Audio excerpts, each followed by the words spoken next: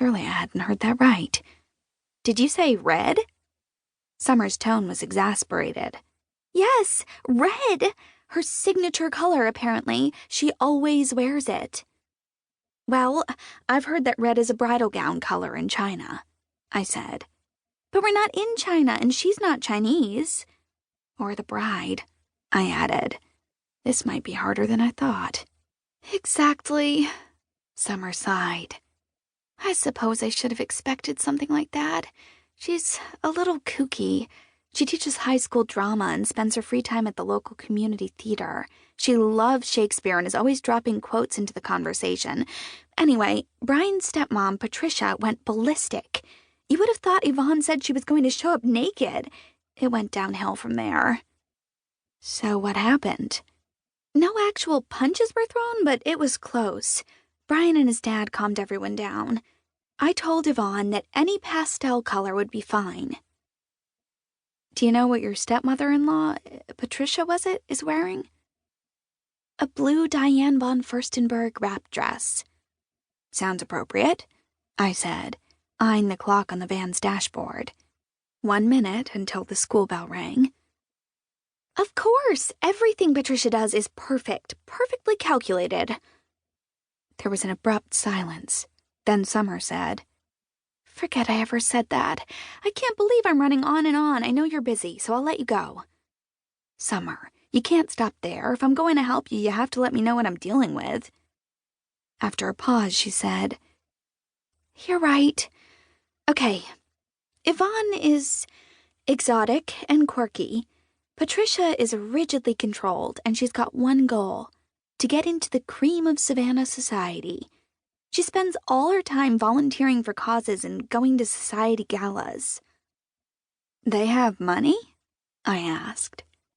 Summer and I talked on the phone and emailed quite a bit, and the subject of Brian's family being well off never came up. I thought his family was, I don't know, comfortably middle class.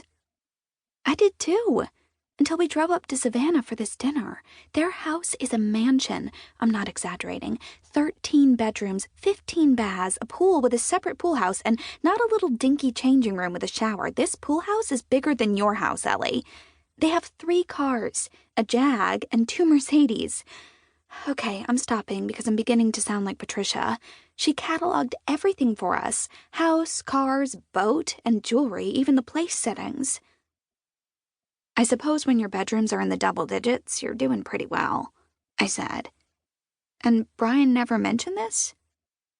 The school bell rang and kids flooded out the doors, a fast-moving tide of colorfully clad bodies surging to their appointed waiting zones on the sidewalk. The carpool pickup line worked like a well-oiled machine. Teachers and aides monitored the tsunami of students, communicating through walkie-talkies to summon the correct child to the pickup point at the front of the school when parents' cars pulled up. No, and when I asked him about it, he was surprised, said he hadn't thought it was important. She blew out a sigh. And he's right. It doesn't matter that his dad and stepmom are loaded. I love him for himself, not for his family or his family's money. I'd met Brian once. I didn't pick up on it either, the coming for money thing. He seems like a regular guy. Oh, he is. He didn't grow up with money. He told me all about it on our drive back to Tallahassee last night. His dad invented and patented a part that improves the water efficiency of sprinkler heads. If you see an underground sprinkler system, it has one of his parts on it. Up until about 5 years ago, before the invention caught on, Gus managed the electrical department in one of those big box home improvement stores. And now he's attending society galas. Interesting. Only under duress. Gus doesn't really want to do anything besides improve his golf swing. He could care less about moving in the best circles. It's ironic that it was his golf buddy's cancellation that got us into the resort. Oh, is this about the honeymoon? Do you know where you're going?